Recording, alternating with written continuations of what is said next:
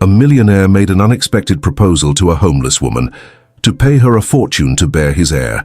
But when the baby finally came into the world, what he saw changed everything. The imposing glass tower of Harris Enterprises pierced the Manhattan skyline like a crystal spear, its 52 stories reflecting the morning sun across the bustling streets below. On the top floor, Christopher Harris stood at his floor-to-ceiling window, his steel-gray eyes surveying the city he'd helped shape over the past 2 decades. At 46, he carried the weight of his success in every deliberate movement, every calculated decision that had built his $4.2 billion empire. His office, a masterpiece of modern design, told the story of a man who valued precision above all else. The black marble desk, the carefully curated art pieces, the awards lined up with military precision, everything had its place, its purpose, just like every person in his life, or rather, every person in his business life, since Christopher Harris had long ago decided that personal relationships were an unnecessary complication. Mr. Harris, his executive assistant's voice came through the intercom. The board members are waiting in the conference room. Christopher straightened his already impeccable tie. "I'll be there in 5 minutes, Sarah." As he gathered his papers, his eyes fell on the family photograph hidden in the corner of his desk, the only personal item in the entire office. His parents, Jonathan and Eleanor Harris, smiled back at him, their image frozen in time before the tragic accident that had left him alone at 25. His father's last words echoed in his mind. "The Harris legacy must continue, son. Promise me." The board meeting that morning was like any other, until it wasn't. Marcus Wellington, his father's oldest friend and the company's lead counsel, pulled him aside afterward. "Christopher, we need to discuss something important," Marcus said, his usual jovial demeanor replaced by concern. "The shareholders are getting nervous about succession planning. You're not getting any younger, and after 2 failed marriages." "I'm well aware of my personal situation, Marcus," Christopher cut him off, his voice sharp enough to cut glass. "They're suggesting bringing in outside management, perhaps even considering a merger with—" "Absolutely not." Christopher's response was immediate and final. "This company stays in the Harris family. Then you need to do something about it, my boy." "Your father—" "I know what my father would want," Christopher interrupted again, but this time his voice carried a weight of resignation. "Leave it with me. I'll handle it." That evening, instead of taking his usual car service home, Christopher decided to drive himself. He needed to think, to plan. The Aston Martin purred through the streets of New York, its driver lost in contemplation. 2 failed marriages had taught him valuable lessons about love. It was unpredictable, messy, and ultimately disappointing. But an heir, that was a necessity, a business decision that could be approached logically. He was so absorbed in his thoughts that he almost missed her. Almost. But something made him slow down as he passed Washington Square Park. A young woman sat on the edge of the fountain, her hands moving swiftly across a sketch pad. Her dark hair caught the late afternoon sun, and even from a distance there was something compelling about her complete absorption in her work. Christopher found himself pulling over, an action so uncharacteristic that it surprised even him. He watched her for a moment through the car window. She was probably in her late 20s, dressed simply but with an inherent elegance in her movements. Several passers-by had dropped coins into a cup beside her, but she seemed barely to notice them, focused entirely on her art. Before he could question his actions, he was out of the car and walking toward her. As he got closer, he could see the remarkable detail in her sketch. A portrait of an elderly couple sitting on a nearby bench, captured with such sensitivity that it seemed to tell their entire life story. "That's quite impressive," he said, his voice causing her to look up with a start. Her eyes were a striking shade of green, intelligent and wary. "Thank you," she replied, quickly gathering her supplies. "I was just finishing up." "Wait," Christopher found himself saying, though he wasn't entirely sure why. "I'm interested in your work. My name is Christopher Harris." She paused, studying him with those perceptive eyes. "Kate Evans," she finally offered. "But I'm not really selling anything, Mr. Harris. These are just practice. Perhaps we could discuss your art over coffee." The words were out before he could analyze them, very unlike his usual calculated approach. Kate hesitated, her gaze shifting between her meager supplies and his obviously expensive suit. "I don't think— I have a business proposition for you, Miss Evans, one that could change both our lives." Something in his tone must have reached her because she slowly nodded. There's a coffee shop around the corner, but I choose the table, and I buy my own coffee. The coffee shop was a small independent place that Christopher would never have entered on his own. Kate chose a table near the window, in full view of the street. Smart girl, he thought, appreciating her caution. Over the next hour, Christopher laid out his proposition with the same precision he used in business deals. He needed an heir. She needed financial security. The terms would be clear, the expectations explicit, and the compensation more than generous. Kate listened without interrupting, her artist's hands wrapped around her cooling coffee cup. When he finished, she was quiet for a long moment. "So you want to hire me to have your baby?" she said finally, her voice neutral. No emotional attachment, no strings beyond the contract, just a straightforward business arrangement. "Exactly," Christopher replied, relieved that she understood so quickly. "You would be well taken care of during the pregnancy and receive a substantial settlement afterward, enough to pursue your art without financial concerns for the rest of your life." Kate's laugh was unexpected and slightly bitter. "You make it sound so simple, Mr. Harris, like ordering a custom piece of art. But we're talking about creating a life. I understand this is not a typical request," he acknowledged. "Take some time to think about it. Here's my card. Call me within 3 days if you're interested." As he stood to leave, Kate's voice stopped him. "Why me? You could probably find someone more suitable through proper channels." Christopher paused, considering her question. "Because you have talent, Ms. Evans. Real talent. And yet you're sitting in a park accepting pocket change for your work. You understand both struggle and dignity. Those are qualities I'd want my child to inherit." He left her there, staring at his business card, and returned to his perfectly ordered world. But for the first time in years, that order felt somehow hollow. 2 days later, his private line rang. "Mr. Harris? This is Kate Evans. I've been thinking about your offer." The meeting was set for the following morning in his office. Kate arrived precisely on time, dressed in what was clearly her best attempt at business attire, a simple black dress that had seen better days but suited her natural elegance. Marcus Wellington had prepared the contract, 40 pages of legal precision that covered every conceivable aspect of their arrangement. Kate read each page carefully, asking surprisingly astute questions about the terms. "You understand," Christopher said as she reached the final page. "This needs to remain completely confidential. The press would have a field day." Kate looked up from the contract, her green eyes meeting his directly. "Mr. Harris, I'm about to agree to carry your child and then step away from its life forever. Trust me, I have no desire to make this public." She signed with a steady hand, her signature flowing across the page like one of her sketches. Christopher added his own signature, and just like that, their lives were irrevocably linked. "When do we start?" Kate asked, her voice barely above a whisper. "The medical screening is scheduled for tomorrow morning. If everything checks out, we'll proceed with the first attempt at the end of the week." Christopher kept his voice businesslike, ignoring the slight tremor in hers. "My housekeeper has prepared a suite for you in my home. You'll move in immediately after the procedure." As they stood to leave, Kate paused at the door. "Mr. Harris, just one more thing. If this works, what will you tell your child about me?" For the first time since this began, Christopher felt uncertainty creep into his carefully laid plans. "The truth, I suppose, that you were someone who helped make their existence possible." Kate nodded slowly. "Someone, not their mother." "Right." She straightened her shoulders. "I'll see you tomorrow, Mr. Harris." As she walked away, Christopher couldn't shake the feeling that he'd just set something in motion that was far beyond his usual realm of control. But he pushed the thought aside. This was business, nothing more. Everything would proceed according to plan. It had to. Kate's first morning in the Harris mansion felt like waking up in a museum. Sunlight streamed through floor-to-ceiling windows, illuminating the pristine white walls of her suite, a space larger than any apartment she'd ever lived in. The fertility treatments had been successful on the first try, and now, just 2 weeks after moving in, she was officially carrying Christopher Harris's heir. Mrs. Rodriguez, the housekeeper who'd been with the Harris family for over 2 decades, knocked softly before entering with a breakfast tray. "Good morning, Miss Evans." "Doctor, Morrison called to confirm your appointment for this afternoon. Mr. Harris has arranged for Thomas to drive you."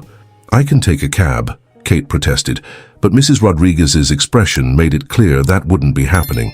"Mr. Harris insists on proper transportation for all household matters." The slight pause spoke volumes about how the housekeeper viewed Kate's position in the household. As Kate picked at her perfectly prepared breakfast, she noticed a thick folder placed beside her plate. Inside, she found a detailed schedule outlining every aspect of her next 9 months: doctor's appointments, prescribed activities, dietary requirements, and even appropriate social engagements, all carefully selected to maintain the narrative that she was a distant cousin of the Harris family, staying while she studied art in New York. The control extended beyond her daily schedule. Her entire suite had been equipped with state-of-the-art air purifiers, and the kitchen staff had been given strict instructions about her dietary needs. It was overwhelming, suffocating even, but Kate reminded herself of the end goal: financial security and the freedom to pursue her art without worrying about survival. Later that week, during one of her mandated walks in the mansion's private garden, Kate encountered Sarah Chen, Christopher's executive assistant. The elegant woman was leaving after a late-night strategy session. "So you're the one," Sarah said, studying Kate with shrewd eyes. "I must admit, you're not what I expected." "What did you expect?" Kate asked, curious despite herself. "Someone more calculating, perhaps. This arrangement could be quite profitable for someone with the right mindset." Sarah's tone was neutral, but her implications were clear. "I'm not here to cause trouble, Ms. Chen.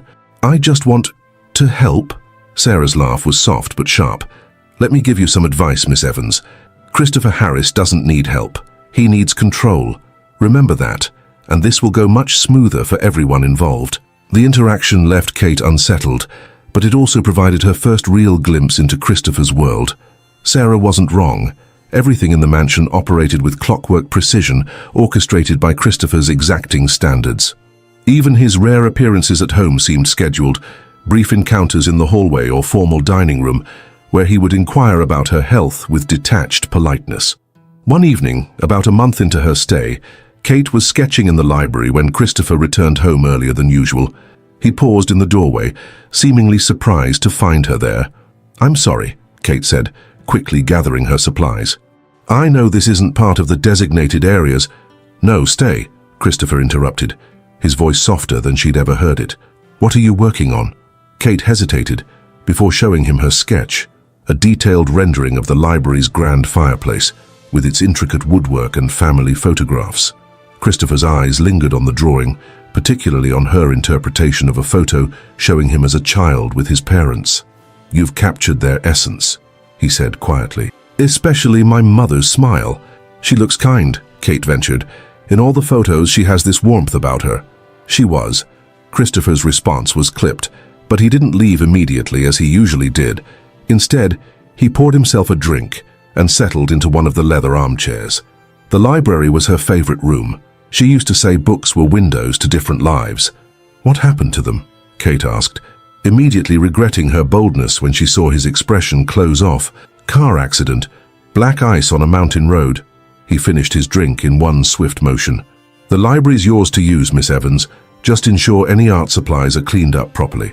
The next morning, Kate found a complete set of professional-grade art supplies in her suite, but Christopher made no mention of it. In fact, he seemed to retreat further, working longer hours and scheduling his rare appearances at home with even more precision. The arrival of Marcus Wellington, the family's lawyer, marked a shift in the household's dynamics. Unlike Christopher, Marcus treated Kate with grandfatherly warmth, often joining her for tea and showing genuine interest in her artwork. "You know, my dear," he said one afternoon, "Christopher wasn't always so structured. After his parents' death, he threw himself into the business, turned it from a successful company into an empire. But something was lost in the process." "Why are you telling me this?" Kate asked, sensing there was more to the old lawyer's frequent visits than simple friendliness. Marcus smiled sadly. "Because sometimes the things we think we want aren't what we need, and sometimes the best investments aren't listed on any balance sheet." The conversation was interrupted by Christopher's unexpected arrival. His expression darkened at finding Marcus with Kate, though he maintained his usual political demeanor. "Marcus, I wasn't aware we had a meeting scheduled. Just stopping by to check on our young artist," Marcus replied cheerfully, seemingly immune to Christopher's cold tone. "Have you seen her latest work? Quite remarkable talent. I'm sure Miss Evans appreciates the attention, but we all have more pressing matters to attend to." Christopher's dismissal was clear. That evening, Kate overheard an argument between the two men in Christopher's study. "You're playing with fire, Marcus." Christopher's voice was tight with anger. "The arrangement is clear. No emotional attachments, no complications. The arrangement, as you call it, involves creating a human life," Marcus shot back. "So you can't regulate emotions like you do market shares, Christopher. My father is dead," Christopher cut him off, "and I'm handling this my way." The argument marked the beginning of subtle but significant changes in the household. Christopher began working from home more often, though he maintained his distance. Kate would sometimes feel his eyes on her when he thought she wasn't aware, studying her with an unreadable expression. The complexity of their situation became even more apparent when Dr. Morrison insisted on Christopher's presence at Kate's first ultrasound. They sat in uncomfortable silence in the waiting room, surrounded by happy couples sharing intimate moments. "Mr. and Mrs. Harris," the nurse called, using the alias they'd agreed upon for medical appointments.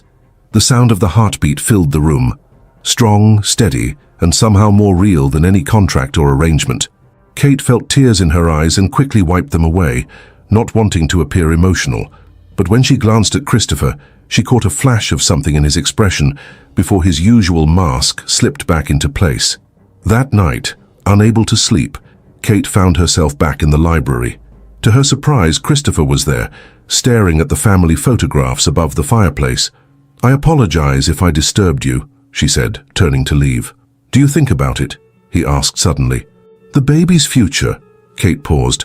"All the time? That wasn't part of the agreement." "No," she acknowledged, "but I don't think we can help it. It's human nature to care about what we create." Christopher turned to face her fully. "Is that what you do in your art? Care about your creations?" "Every stroke matters," Kate said softly. "Even the mistakes sometimes turn out to be exactly what the piece needed." The tension in the room was palpable, filled with unspoken words and unacknowledged feelings. Finally, Christopher broke the silence. "Good night, Miss Evans." But as he passed her, he paused. "The summer house in the Hamptons. It might be more comfortable for you there. Away from the city pollution, I'll have Mrs. Rodriguez make the arrangements." The move to the Hamptons house brought new complications. The space was more intimate, making their carefully maintained distance harder to preserve. Christopher began spending weekends there, supposedly to maintain appearances with the neighbors, but Kate noticed he spent most of his time in the garden, within view of where she usually set up her easel. Sarah Chen's visits became more frequent, her sharp eyes missing nothing. "The board is getting curious," she informed Christopher one afternoon, loud enough for Kate to hear from her position on the terrace. "Your sudden interest in the Hamptons property, the rumors about a mysterious house guest. Handle it, Sarah. That's what I pay you for." But even Sarah's efficiency couldn't contain everything. Gossip columns began speculating about Christopher Harris's recurring visits to his family's summer home, accompanied by a young woman. The stories ranged from secret romance to hidden scandal, each more elaborate than the last. The situation came to a head when photographers were spotted near the property.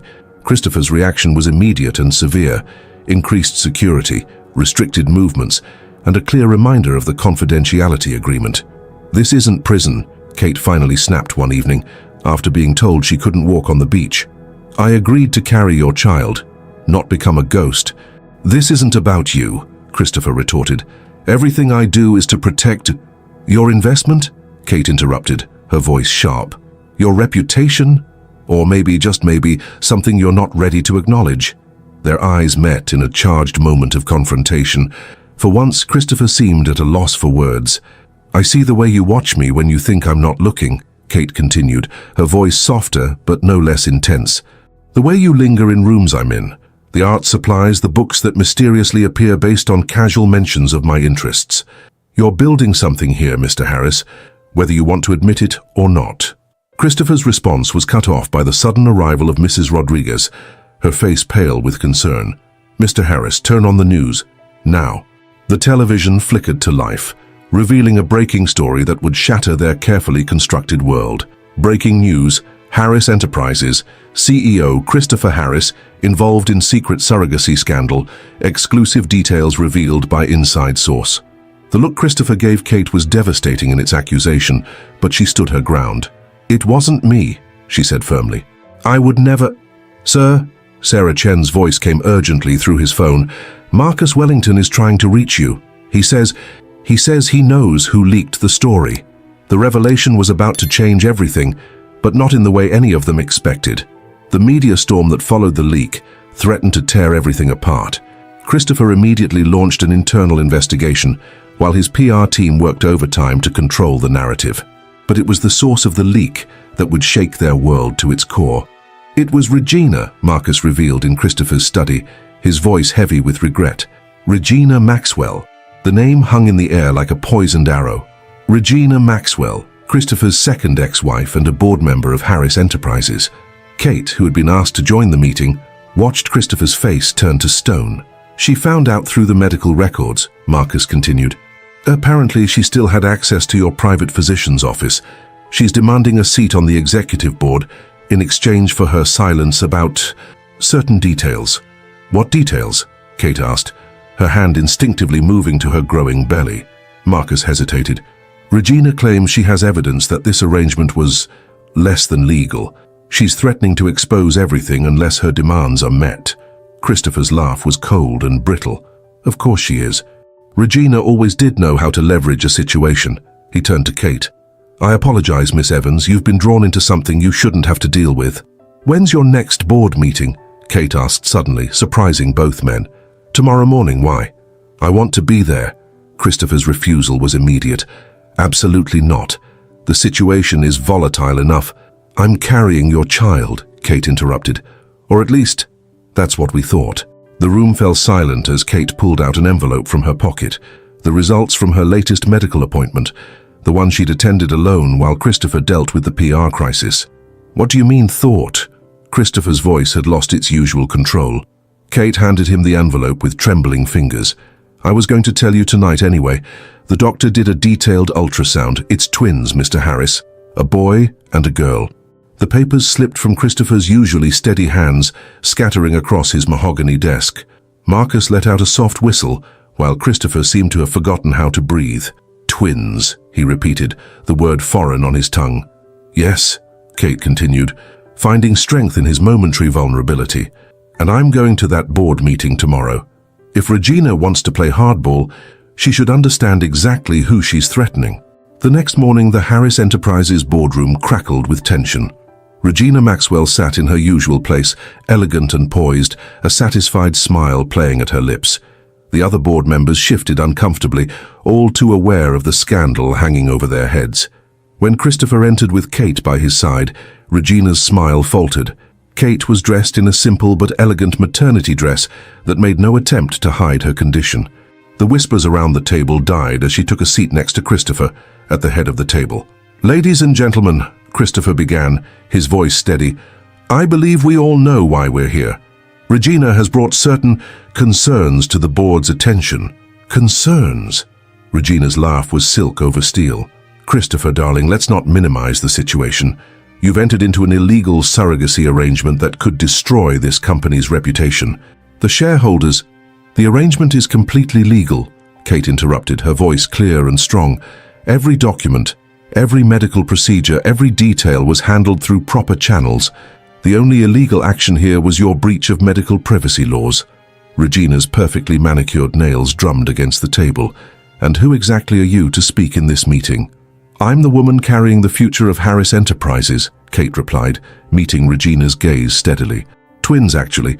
A boy and a girl, which means your attempt at leveraging Christopher's need for an heir just lost its power. The boardroom erupted in murmurs. Marcus Wellington, watching from his seat, couldn't hide his proud smile. Christopher, Regina tried again, her voice honey-sweet. Surely you can't trust... Actually, I can. Christopher cut her off. He stood, buttoning his jacket with deliberate calm. Marcus, please distribute the documents. The papers Marcus handed out detailed Regina's illegal access of medical records, her attempts at extortion, and her violation of multiple NDAs she'd signed during her divorce.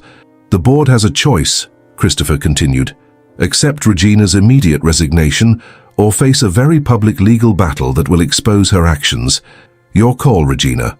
The meeting ended with Regina's resignation and a unanimous board vote of confidence in Christopher's leadership. But the real change happened in the elevator afterward, when Christopher and Kate found themselves alone. That was, Unexpected, Christopher said quietly. The twins or the meeting? Both. He turned to face her fully. Why did you do that? Stand up to Regina? Kate met his gaze. Because sometimes protecting what matters means taking risks. You taught me that, even if you didn't mean to. Something shifted between them in that moment, a crack in the careful walls they'd built. That evening, instead of retreating to his study, Christopher joined Kate in the garden. Tell me about your art, he said, breaking their usual pattern of polite distance. What made you start drawing?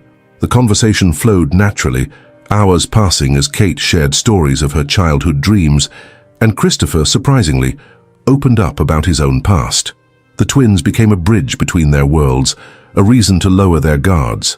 But the peace was short-lived. The next morning, Kate found Christopher in a state she'd never seen before. Tie loosened, hair disheveled, phone clutched in his white-knuckled grip. Regina went to the press, he said without preamble. Not about the surrogacy, about my parents' accident. She's claiming it wasn't an accident at all. Kate felt her blood run cold. What do you mean? The investigation was closed years ago, but Regina's father was the lead detective. She says he had evidence that the brake lines were tampered with, evidence that was buried to protect... Christopher's voice cracked. To protect me. That's ridiculous, Kate started. But Christopher wasn't finished. The night before the accident, I had a huge fight with my father. He wanted me to take time off, travel, find myself. I was angry, told him he couldn't control my life. The next morning, he looked at Kate with haunted eyes. What if Regina's right? What if their death is on my hands? The moment hung between them, heavy with unspoken pain. Then Kate did something that broke every rule of their careful arrangement. She reached out and took his hand. Listen to me, she said firmly. Regina is trying to hurt you because she can't control you. Your parents' death was a tragedy, not your fault.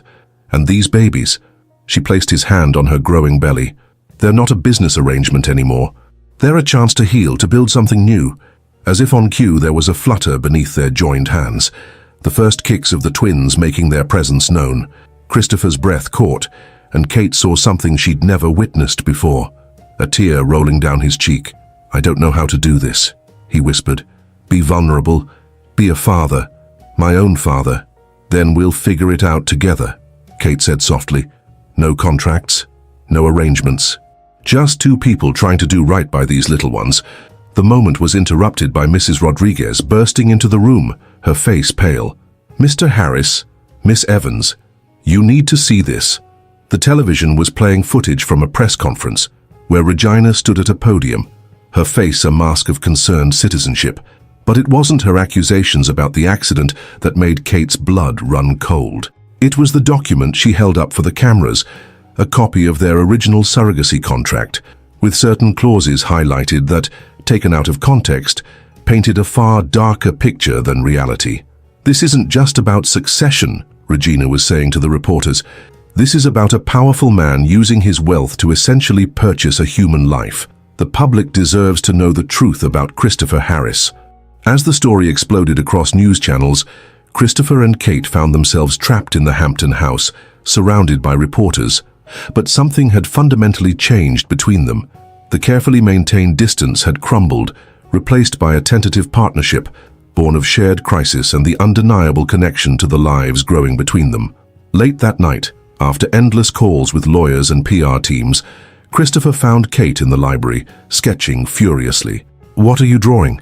She showed him the page. It was a scene from the garden, but with two small children playing while their parents watched from a bench.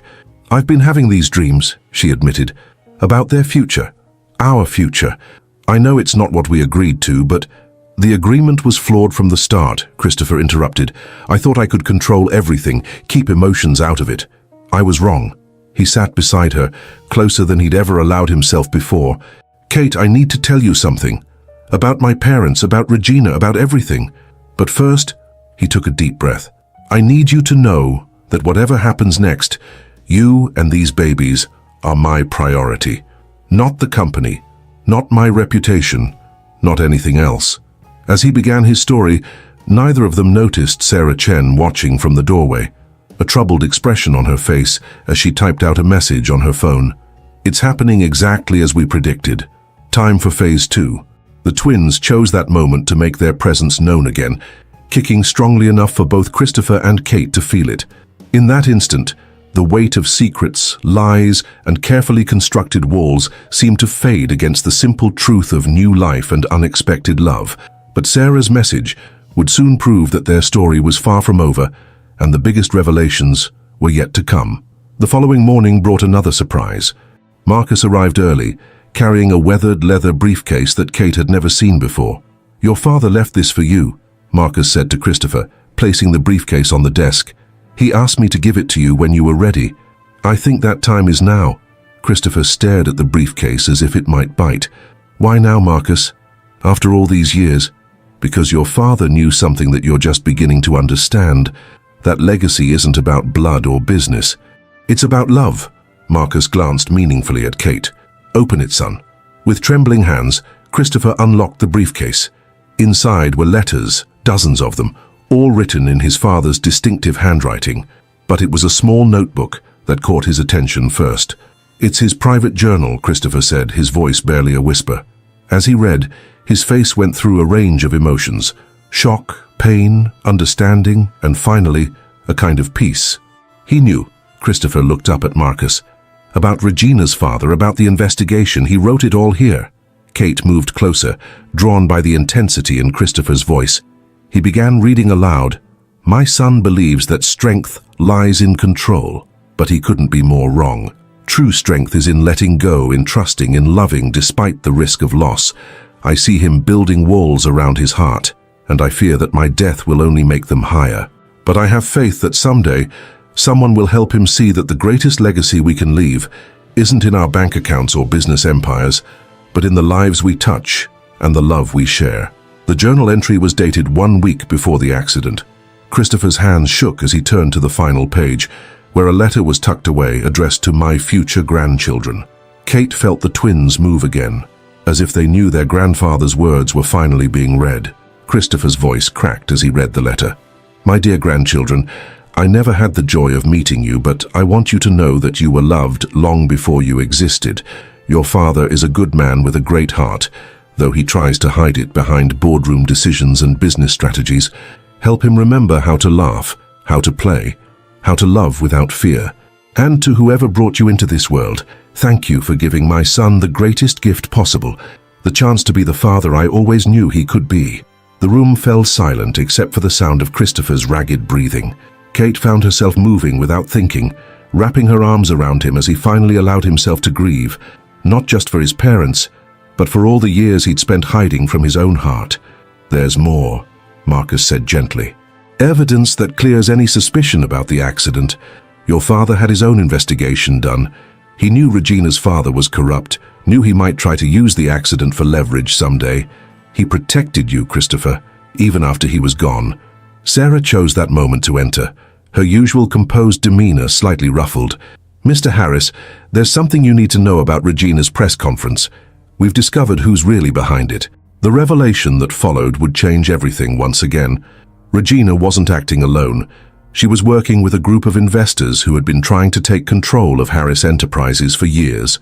The accident investigation was just a smokescreen for their real plan. "They're using the scandal to drive down the company's stock price," Sarah explained. "Once it hits a certain point, they'll launch a hostile takeover bid. Regina's role was to provide the emotional ammunition." Christopher absorbed this information with newfound calm, his hands still intertwined with Kate's. "They didn't count on one thing," he said finally. "What's that?" Kate asked. "That their plan would actually give me exactly what I needed, a reason to stop hiding." He turned to face her fully. "Kate, I don't want you to be just the mother of my children. I want you to be my partner, in every sense of the word. No contracts, no arrangements, just us building something real together." The twins kicked again, as if offering their approval, and Kate felt tears streaming down her face. But these were different from all the tears she'd shed before. These were tears of hope, of possibility, of love, finally breaking through carefully constructed barriers. Sarah watched this exchange with an unreadable expression before quietly slipping out her phone and sending another message. "Plans have changed. They're stronger together than we anticipated. Proceed with caution." Marcus, observing everything with the wisdom of years, smiled to himself. Jonathan Harris would have been proud. His son was finally learning that the greatest business deals are the ones made with the heart. As the sun set over the Hamptons estate, casting long shadows through the library windows, Christopher and Kate sat together, reading more of Jonathan's letters, planning their defense against Regina's schemes, and talking about the future, not as a business arrangement, but as partners facing life's challenges together. The twins were particularly active that evening, their movements a constant reminder of the miraculous way life had of upending even the most carefully laid plans. And as Christopher felt their kicks against his palm, he finally understood what his father had been trying to tell him all along, that true legacy isn't built in boardrooms or written in contracts, but growing in the hearts of those we love. The weeks following the discovery of Jonathan Harris's letters brought profound changes to the Hampton house. Christopher's transformation was subtle but unmistakable. His rigid schedule became more flexible, his sharp business suits occasionally replaced by casual wear, and most notably, his eyes had lost their guarded expression when looking at Kate. One morning, as autumn painted the gardens in rich colors, Kate experienced her first pregnancy complication. The twins were particularly active, causing sharp pains that sent her to her knees in the middle of her morning walk. Christopher, who had taken to working from the garden pavilion to be closer to her, reached her side before she could call for help. "Something's wrong," she gasped, clutching her expanding belly. The drive to the hospital was tense, with Christopher breaking every speed limit while maintaining a steady stream of reassuring words, something that would have been unthinkable just months ago. In the emergency room, Dr. Morrison's face was serious as she examined Kate. "The twins are fine," she assured them, "but they're putting a lot of strain on your body, Kate. One of them is positioned in a way that's causing pressure on your sciatic nerve. You'll need complete bed rest for at least 2 weeks." Christopher's response was immediate. "I'm working from home until further notice, Sarah. Cancel all my in-person meetings." Kate tried to protest, but Christopher's expression stopped her. "We're in this together, remember?" The bed rest period proved to be a turning point in their relationship. Unable to maintain their usual physical distance, they were forced to truly talk. Christopher had a small office set up in Kate's suite, conducting business via video calls while keeping a watchful eye on her. During one particularly long conference call, Kate observed him in his element, confident, commanding, yet somehow different from the man she'd first met. When he caught her watching instead of his usual professional mask, he offered a genuine smile. "That was quite impressive," she commented after the call ended. "The way you handled the Singapore merger complications." Christopher's eyebrows rose in surprise. "You understood all that?" "I've been listening to your calls for weeks," Kate admitted. "It's fascinating, really. The way you see patterns in chaos, find solutions where others see only problems." "My father used to say business was like art," Christopher mused, sitting on the edge of her bed. "It's about seeing what others don't, and having the courage to bring that vision to life." The comparison sparked a long conversation about their different worlds, his structured corporate environment and her free-flowing artistic one. As they talked, Christopher absently began rubbing her swollen feet, an intimacy that would have been unthinkable months ago. Their peaceful routine was interrupted one evening by an unexpected visit from Regina. She arrived unannounced, her designer outfit and perfect makeup a stark contrast to Kate's comfortable maternity wear. "I thought you should know," Regina announced without preamble. "The takeover bid is happening tomorrow morning. Your little domestic bliss is about to come crashing down." But instead of the panic she clearly expected to cause, Christopher merely smiled. "Thank you for the warning, Regina. Would you like to stay for dinner? Mrs. Rodriguez is making her famous paella." Regina's composure slipped for the first time. "Did you hear what I said? They're taking your company." "No," Christopher replied calmly. "They're trying to take my company. But unlike before, I now know what's truly worth fighting for." He glanced at Kate, who had instinctively placed a protective hand over her belly. "And it's not stock prices." After Regina stormed out, Kate turned to Christopher. "You have a plan, don't you?" "Several, actually. But first, there's something I need to show you." He led her to his study, where Marcus was waiting with a stack of documents. "Remember when I said my father protected me?" Christopher began. "He did more than that. He left a trail of evidence about Regina's father's corruption, about the investors trying to take over the company, everything. He knew someday they'd try something like this." "But why wait until now to use it?" Kate asked. "Because I needed to understand what I was really fighting for," Christopher replied, taking her hand. Kate, I want to add your name to these documents, not just as the mother of my children, but as my partner. Equal ownership, equal control. Kate stared at him in shock. Christopher, that's billions of dollars worth of assets. You barely know me. I know enough, he said softly. I know you're talented, intelligent, and have an integrity that money can't buy. I know you challenge me to be better, to see beyond balance sheets and boardrooms, and I know that these past months have taught me more about love and trust than all my years of business success. The moment was interrupted by a sharp kick from one of the twins, followed by a gasp from Kate. Dr. Morrison had warned them about Braxton Hicks' contractions, but this felt different. Hospital, Kate managed through gritted teeth. Now! The next 24 hours tested them in ways they never expected. While Kate fought through false labor pains, Christopher orchestrated his counterattack against the hostile takeover bid. He worked from her hospital room, making calls and sending emails between holding her hand through contractions.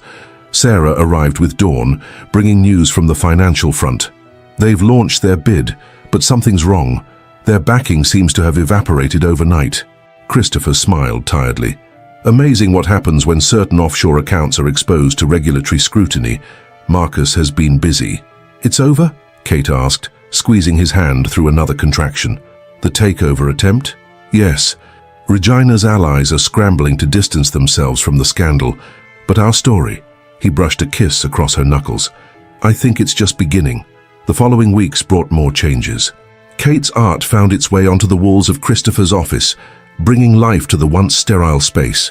Christopher learned to cook, badly at first, but with determined improvement, insisting that Kate needed more than Mrs. Rodriguez's traditional fare. Their evening ritual became sharing stories in the library.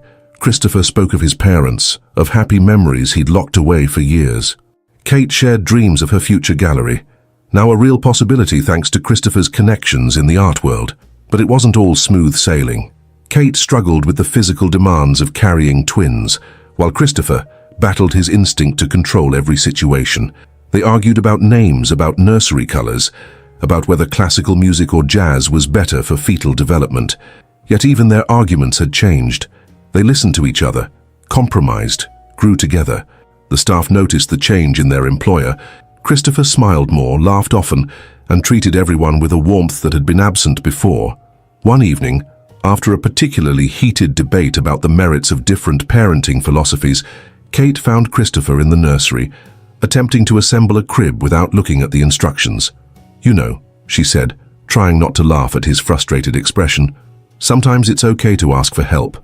He looked up at her, his hair disheveled and his expensive shirt stained with wood polish. I'm beginning to learn that, he admitted, about a lot of things.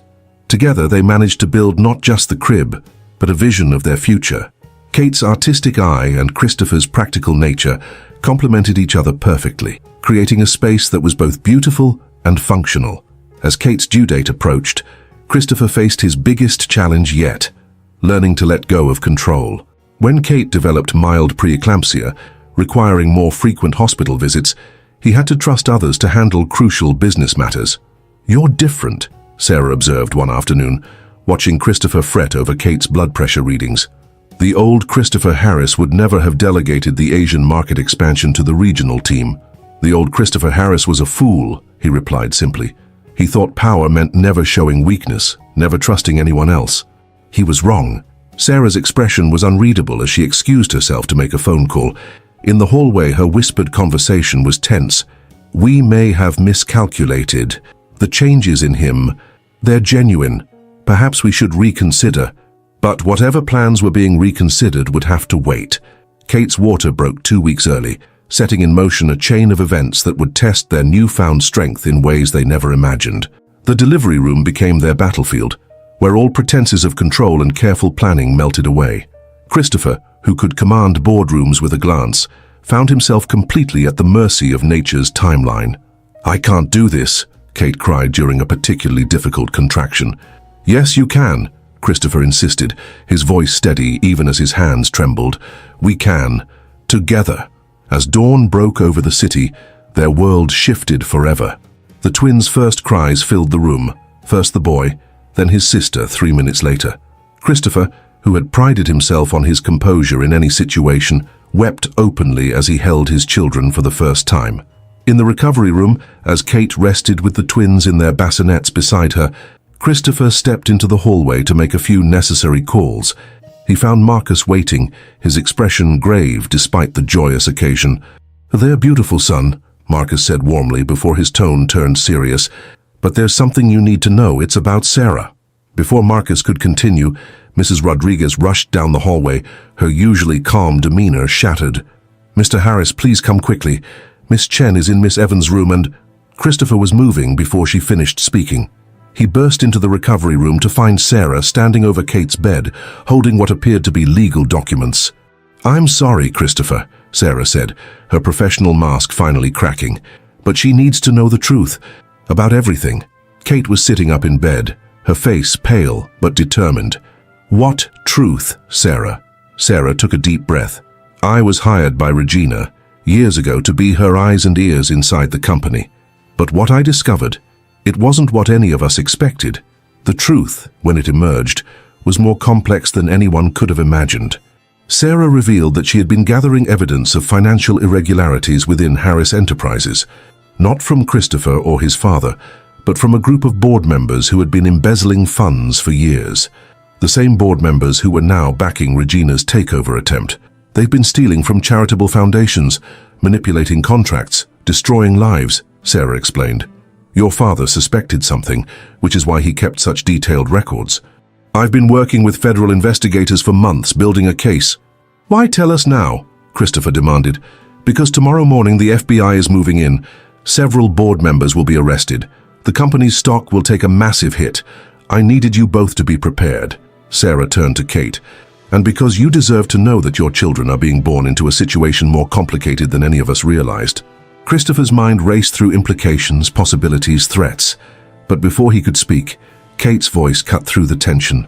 "You're wrong, Sarah," she said firmly. "Our children aren't being born into complications.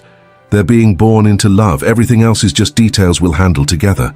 The twins chose that moment to wake, their small cries filling the room with the simple reality of new life. Christopher moved to them instinctively, gathering his son while Kate reached for their daughter.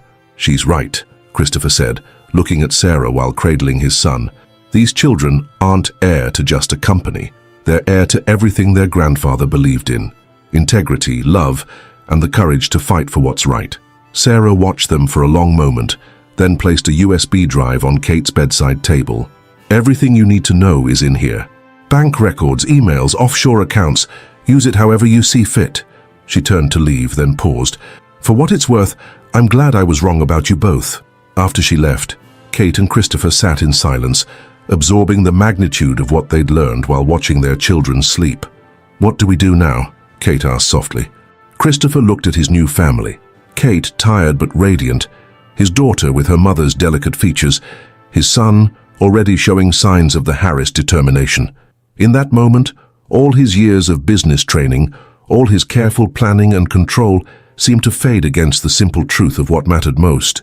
"Now," he said, "we do what my father would have done. We fight for what's right. We protect what matters. And we never forget that the greatest legacy we can leave our children isn't money or power. It's the example we set." As night fell over the city, the small family remained together, strengthened by challenges overcome and those yet to face. The twins slept peacefully, unaware that their birth marked not just the beginning of their lives, but the dawn of a new era for the Harris legacy, one built on love, truth, and the courage to face whatever tomorrow might bring. In the coming days, they would face the media storm, the legal battles, the restructuring of the company, but they would face it all together, their bond strengthened by the trials they'd already overcome and the precious lives they'd created. And somewhere, Christopher liked to think, his father was smiling, knowing that his son had finally learned the most important business lesson of all, that true wealth isn't measured in dollars and cents, but in the love we give and the lives we touch. The morning after Sarah's revelations brought chaos to New York's financial district. As predicted, FBI agents swept through the Harris Enterprises building, leading board members away in handcuffs while reporters swarmed the entrance. The company's stock plummeted, and the business world buzzed with speculation about the future of one of America's most prestigious corporations. But in a private hospital room across town, Christopher Harris faced a different kind of crisis. Kate's recovery from the twins' birth had taken an unexpected turn. Her blood pressure remained dangerously high, and Dr. Morrison's concerned frown deepened with each examination. The preeclampsia should have resolved after delivery, the doctor explained, studying Kate's latest test results. We need to monitor her closely. The next 24 hours are critical. Christopher, who hadn't left the hospital since the twins' birth, felt his world tilting on its axis. In one hand, he held his phone displaying urgent messages about the company crisis. In the other, he clutched Kate's fingers, feeling their alarming warmth from her rising fever. "Mr. Harris," a nurse appeared at the door. "There's a federal agent here insisting on speaking with you. He says it's about the evidence Ms. Chen provided." "Not now," Christopher started to say, but Kate squeezed his hand. "Go," she whispered. "The company needs you too." "The company can wait," he replied firmly, but Kate's next words stopped him cold. "Your father wouldn't have waited," she said softly. "He would have fought for what was right. Remember, I'll be fine." "Mrs. Rodriguez is here and the twins are sleeping. Go be the man your father believed you could be." The federal agent, a stern-faced woman named Agent Parker, waited in a private consultation room. The evidence Sarah had gathered was damning. Years of systematic fraud that made the company vulnerable to hostile takeovers while enriching a corrupt inner circle. "We need your testimony," Agent Parker explained. "Without it, some of these people might slip through legal loopholes." "But there's a complication." Of course there was. The agent revealed that some of the fraudulent transactions bore Christopher's electronic signature, forgeries, but convincing ones. Fighting the charges would mean a lengthy legal battle that could destroy what remained of the company's reputation. "There's another option," Agent Parker continued. "Plead to a lesser charge of negligent oversight. You'd avoid jail time, pay a fine, but step down as CEO. The company would survive under new leadership." Christopher's mind raced. The easy choice would be to take the deal, protect what remained of his wealth, start fresh somewhere else with Kate and the twins. But his father's voice echoed in his memory. "The greatest legacy we leave isn't in our bank accounts." Before he could respond, Mrs. Rodriguez burst into the room. "Mr. Harris, it's Miss Evans, the doctors." Christopher ran back to Kate's room, his heart pounding. "Doctor." Morrison and a team of specialists surrounded her bed while the twins wailed in their bassinets, as if sensing their mother's distress. "Severe postpartum preeclampsia," Dr. Morrison explained quickly. "We're moving her to intensive care. The next few hours will be crucial." As they wheeled Kate away, her eyes fluttered open briefly. "The twins," she whispered. "They're safe," Christopher assured her. "We're all safe. Just fight, Kate. Fight to come back to us." The hours that followed tested every ounce of strength Christopher possessed. He sat in the ICU waiting room, holding his crying infants, while his phone buzzed constantly with crisis updates from Marcus and the executive team. Regina made her move during this vulnerable moment, holding a press conference to position herself as the company's savior. "Harris Enterprises needs new leadership," she declared to the cameras. "Someone who can restore trust and integrity." It was Mrs. Rodriguez who finally spoke the truth Christopher needed to hear. The elderly housekeeper, who had watched him grow from a grieving son into the man he was today, sat beside him in the waiting room. "Your father once told me," she said quietly, "that love isn't about making safe choices. It's about being brave enough to risk everything for what matters most." The twins had finally fallen asleep in their hospital bassinets, their tiny faces peaceful despite the chaos around them. Christopher studied them, his daughter with Kate's delicate features, his son with the distinctive Harris chin. They deserved more than a legacy built on compromises and half-truths. Making his decision, Christopher called Marcus. "Get me a direct line to the SEC chairman," he ordered, "and set up an emergency board meeting, virtual, so I can stay at the hospital." The next 12 hours changed everything. While Kate fought for her life in intensive care, Christopher orchestrated a counter-offensive that would reshape Harris Enterprises forever. First, he went public with everything. The fraud evidence, the forged signatures, Regina's manipulation, all of it.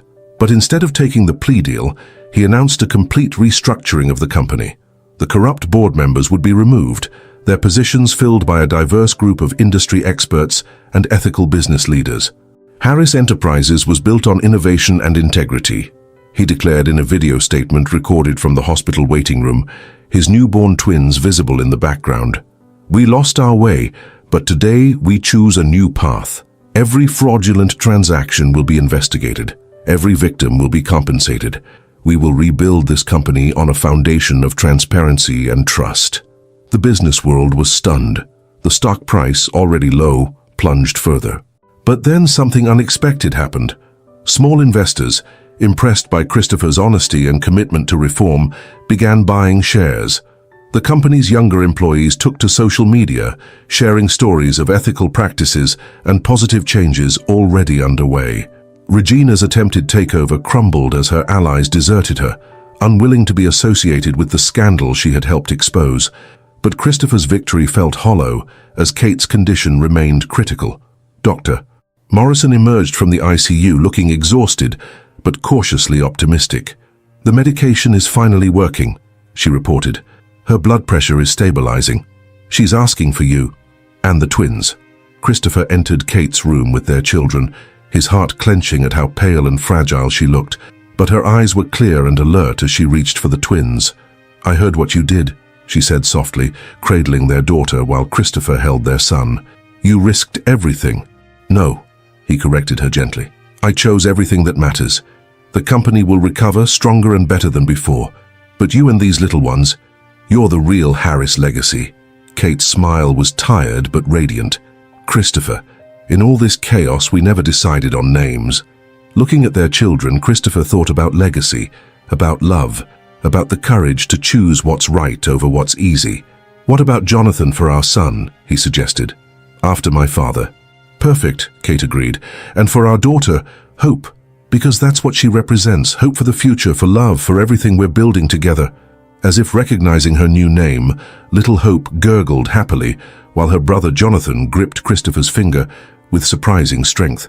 The moment was interrupted by Marcus arriving with urgent news. "The SEC has accepted our restructuring proposal," he announced quietly, mindful of the sleeping infants. "And there's more. The employees, they're pledging to buy company shares. They're calling it the Trust in Truth campaign. Christopher, I've never seen anything like it." But Christopher was barely listening. His attention was focused on his family, on Kate's recovering smile, on the tiny lives they'd created together. In that moment, he finally understood what his father had tried to teach him, that true success isn't measured in profit margins or stock prices, but in the love we give and the differences we make. The road ahead wouldn't be easy. The company would need rebuilding, trust would need restoring, and their new family would face its own challenges. But as Christopher held his son while Kate nursed their daughter, he knew with absolute certainty that every choice, every risk, every moment of trust had led them exactly where they were meant to be. Sarah Chen appeared briefly in the doorway, nodding once to Christopher before disappearing. Her role in exposing the truth had cost her her job, but she had already received offers from ethics compliance firms impressed by her integrity. Mrs. Rodriguez bustled in with fresh blankets, clicking her tongue at the various machines monitoring Kate's recovery. "Babies need quiet to sleep," she announced, shooing away a nurse trying to deliver more business documents for Christopher's review. As night fell over New York City, the small family remained together in their hospital room, cocooned in a bubble of peace while the outside world continued to buzz about the day's revelations. Hope and Jonathan slept soundly, unaware that their birth had coincided with a new chapter, not just in their family's history, but in the story of American business. Kate dozed while Christopher kept watch, his laptop open to emergency board meeting minutes, but his attention focused on his sleeping children. His phone buzzed with a message from Marcus. "Your father would be proud." Looking at his family, Christopher knew it was true. Jonathan Harris had left his son more than a company. He had left him the wisdom to know what truly mattered and the courage to fight for it. Now Christopher would do the same for his own children, building a legacy of love that would far outlast any business empire. The twins stirred in their sleep, their tiny hands reaching out as if seeking each other even in dreams. Christopher marveled at their perfection, at the miracle of their existence, at the way love had transformed his carefully ordered world into something far more beautiful than he could have planned. As the first light of dawn broke over the city, Christopher made a silent promise to his children. They would grow up knowing not just the value of success, but the worth of integrity, not just the power of wealth, but the strength of love. Not just the importance of legacy, but the truth that the greatest inheritances are the lessons we learn and the love we share. Kate opened her eyes, smiling at the sight of Christopher lost in thought while watching over their children. "What are you thinking about?" she asked softly. "The future," he replied, taking her hand, "and how grateful I am that you helped me learn to embrace it instead of trying to control it." Outside the hospital window, New York City awakened to a new day, unaware that in a quiet room above its bustling streets, a family had been born, a legacy had been redefined, and love had proven stronger than any carefully crafted business plan. The peace of the moment was interrupted by an urgent knock at the door. Agent Parker entered, her expression grave. "Mr. Harris, we've uncovered something else in the company records, something that concerns your parents' accident." Christopher felt his heart stop. "What about it?" "We found evidence that Regina's father, Detective Maxwell, was paid to bury certain findings from the initial investigation, but the money didn't come from where we expected." She handed Christopher a file. "It came from within Harris Enterprises itself." Kate watched as Christopher's hands trembled while reading the documents. His face went through a range of emotions: shock, anger, and finally, a deep, resolute calm. "The brake lines weren't cut by accident," he said quietly. "It was orchestrated by the same board members who've been embezzling funds. They wanted control of the company, and my father was standing in their way." "We'll need your testimony on this as well," Agent Parker explained. "It won't bring them back, but it will ensure justice is finally served." As the agent left, Kate reached for Christopher's hand. "Are you okay?" He looked at their sleeping twins, then back at the file. "For years I blamed myself for that fight with my father. I thought if I hadn't been so stubborn, so focused on proving myself." He took a deep breath. "But now I understand. He was trying to protect me from exactly what these people turned the company into."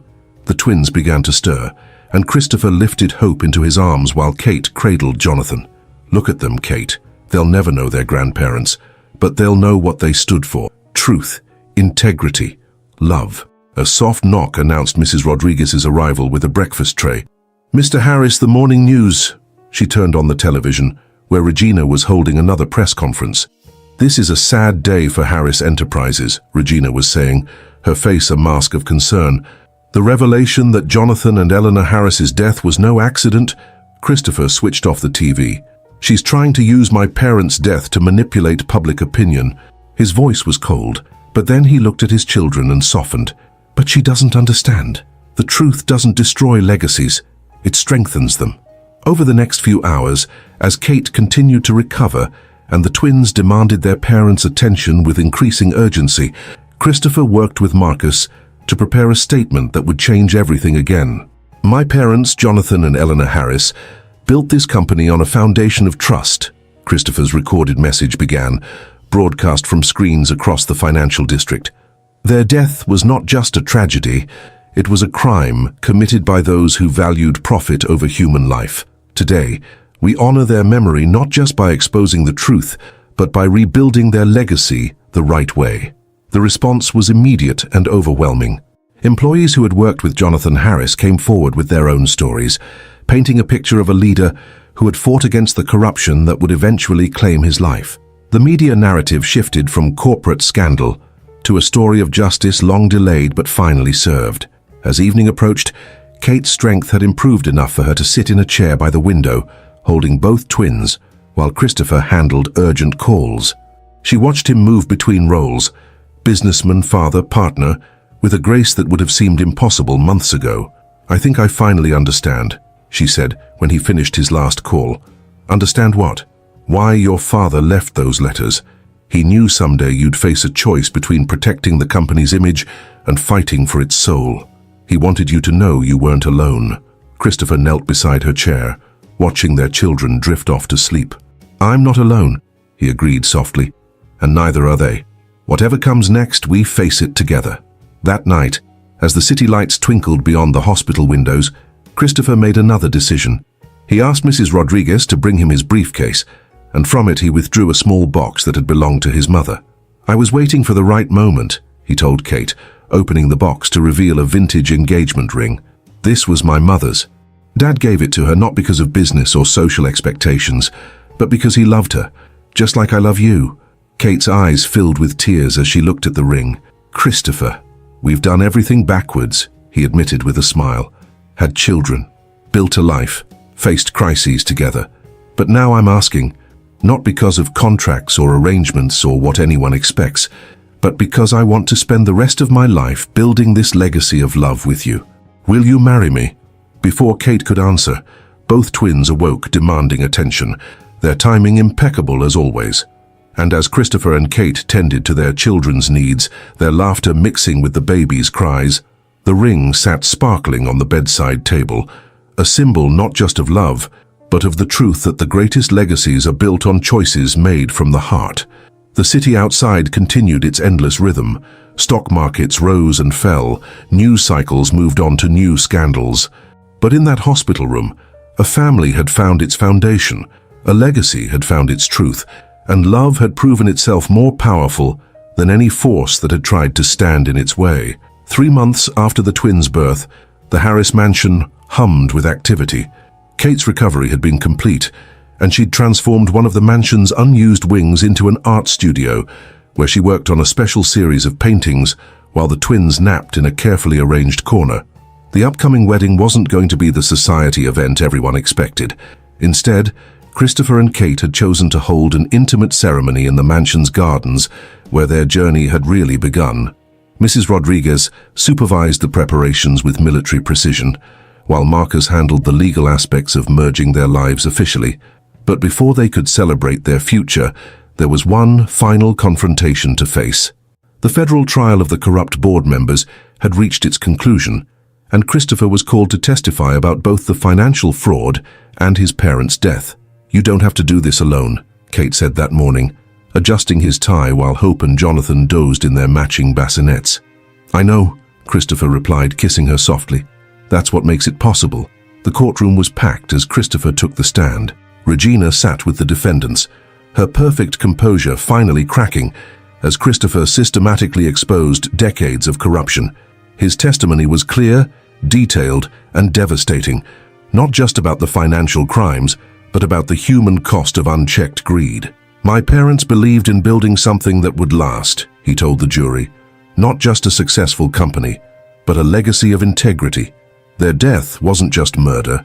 It was a betrayal of everything they stood for." The evidence was irrefutable. By day's end, the guilty verdicts were unanimous. Regina and her co-conspirators faced significant prison terms, while her father, the former detective, would spend his remaining years behind bars for his role in covering up the Harris murders. As Christopher left the courthouse, he found Kate waiting with the twins. The sight of his family gave him the strength for one final act of closure. He approached Regina as she was being led away. "I forgive you," he said simply. Regina's carefully maintained facade crumbled. "Why?" she whispered. "Because holding on to hatred would dishonor the legacy of love my parents left behind.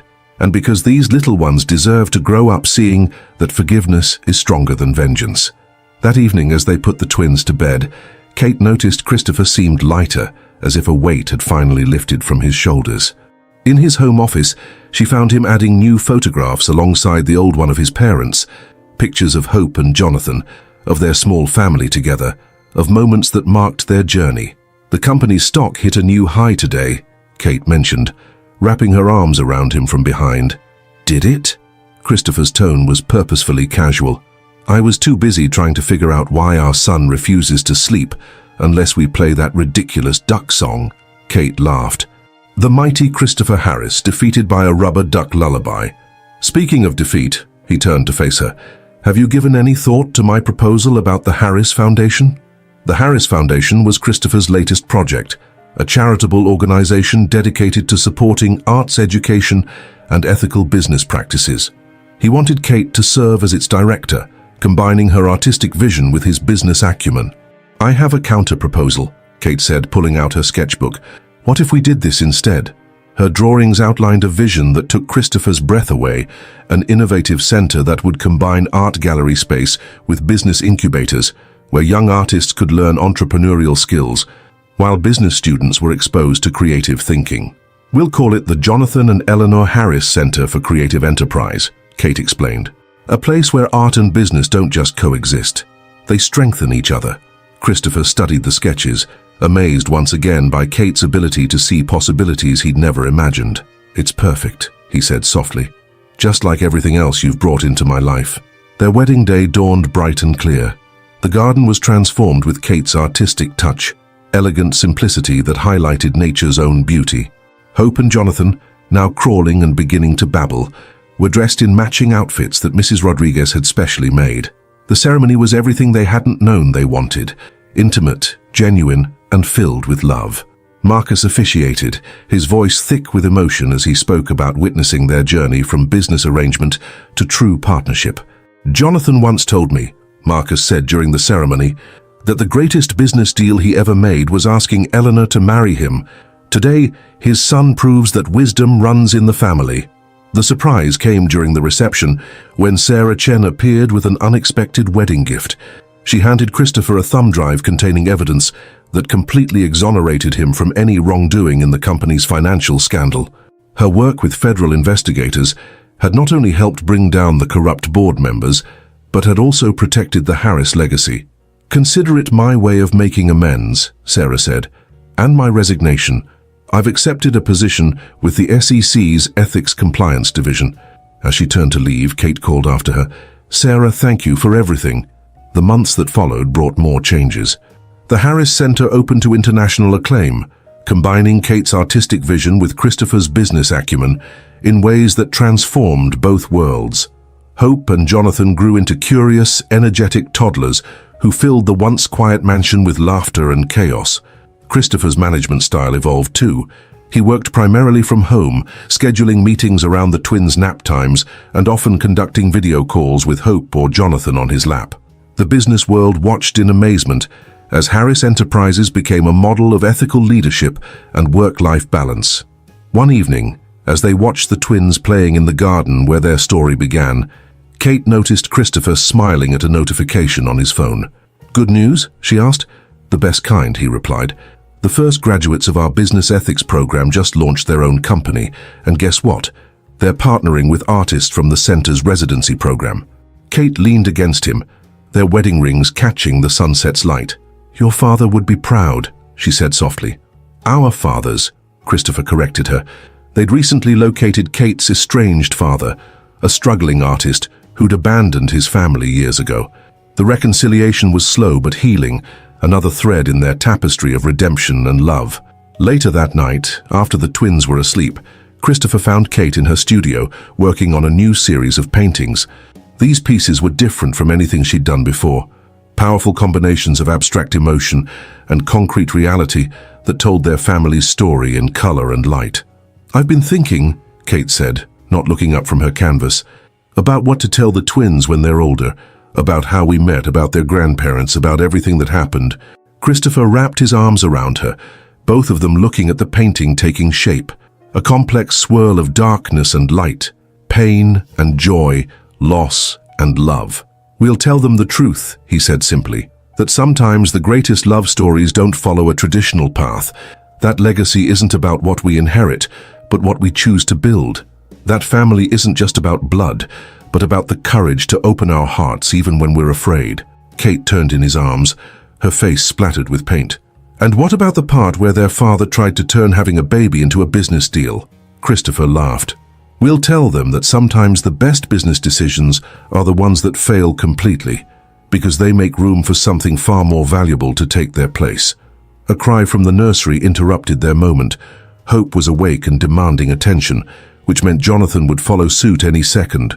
As they headed upstairs to tend to their children, Christopher caught sight of his parents' photograph in the hallway. The image had been joined by new ones: their wedding day, the twins' birth, countless moments of their growing family. But somehow, his parents' smiles seemed brighter now, as if they'd known all along that their son would eventually find his way to what truly mattered. In the nursery, Hope reached for them with grabby hands while Jonathan blinked awake, his father's grey eyes taking in the world with endless curiosity. Kate scooped up their daughter, while Christopher lifted their son, and for a moment, they just stood there, holding their miracles. "You know what the best part is?" Kate whispered, watching Hope drift back to sleep. "What's that?" "This isn't the end of our story. It's just the beginning." And she was right.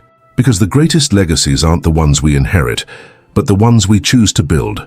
One day, one choice, one act of love at a time. 5 years later, the Harris Center for Creative Enterprise buzzed with activity as final preparations were made for its 5th anniversary celebration. In the main gallery, Kate supervised the hanging of the centerpiece exhibition, a series of paintings that told the story of transformation, love, and legacy. Hope and Jonathan, now 5 years old, darted between the art installations, their laughter echoing through the space. Hope had inherited her mother's artistic eye, already showing remarkable talent in her own drawings, while Jonathan displayed his father's analytical mind, constantly asking questions about how things worked. "Mommy, look," Hope called out, pointing to one of the paintings. "That's where you and Daddy fell in love." The painting in question showed the mansion's garden, but with an unusual twist. Hidden in the brushstrokes was a letter that only those who knew where to look could see. It was the original contract that had brought Kate and Christopher together, transformed through art into something beautiful. Christopher entered the gallery, carrying a mysterious old box. "Kate, you need to see this." Mrs. Rodriguez found it while clearing out the mansion's attic. Inside the box were letters, dozens of them, all written by Christopher's mother, Eleanor. But these weren't ordinary correspondence. They were letters to her future daughter-in-law, whoever she might be. "My dear," the first letter began, "if you're reading this, then you've already discovered what I knew about my son, that beneath his carefully constructed walls lies a heart capable of extraordinary love. Christopher will try to control everything, plan everything, but you'll teach him that the best parts of life are the ones we can't plan." Kate's hands trembled as she read the date. Just 1 week before Eleanor's death. She knew, she whispered. Somehow, she knew everything that would happen. Christopher picked up another letter, this one addressed to "my grandchildren." Inside was a key and a note. "For the secret room in the garden pavilion. Open it when the time is right." That evening, after the twins were asleep, Christopher and Kate used the key. The hidden room in the pavilion contained Eleanor's private art studio, untouched for decades. On an easel stood an unfinished painting that took their breath away. It showed the garden as it looked today, with 2 children playing while their parents watched. The details were exact, down to Hope's distinctive red hair and Jonathan's thoughtful expression.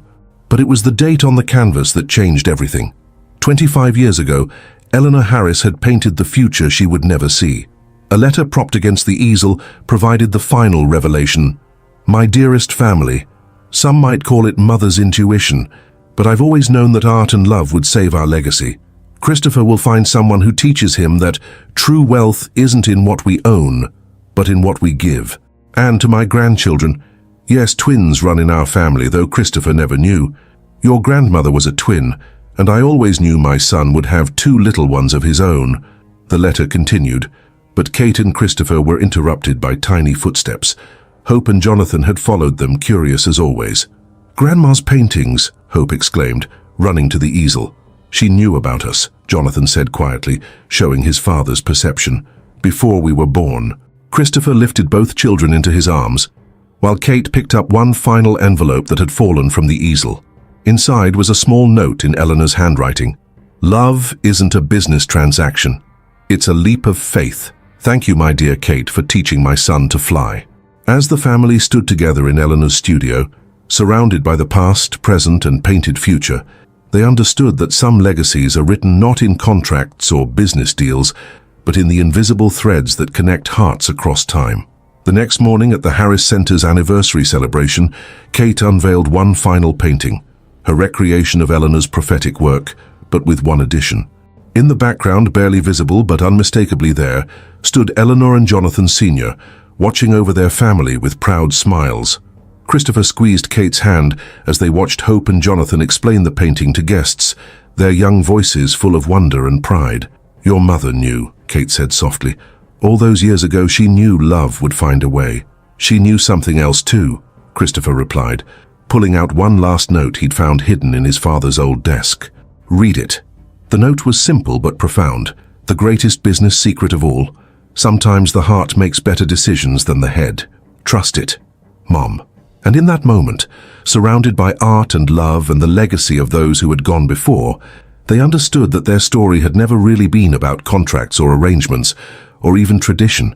It had been about the courage to let love write its own terms, paint its own future, and create its own perfectly imperfect masterpiece. Hope and Jonathan ran back to their parents, their energy infectious, their love unconditional.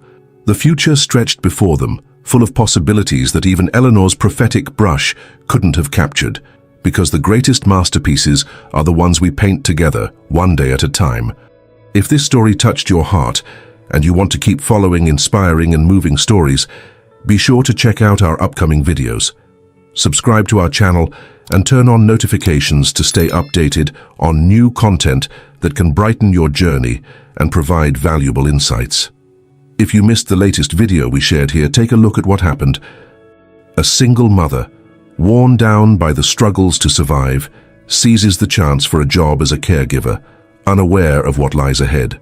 Faced with a millionaire confined to the solitude of his wheelchair, she believes it will be just another job. But amid heavy silences and inevitable moments of intimacy, their worlds begin to collide. Secrets surface, long-buried emotions come alive, and what seemed simple unravels into a tale of unexpected encounters and breathtaking twists. Click now on the video that appears on your screen to watch this story that will stir your emotions, push the boundaries of fate, and reveal that sometimes life holds surprises in the most unlikely places. See you there.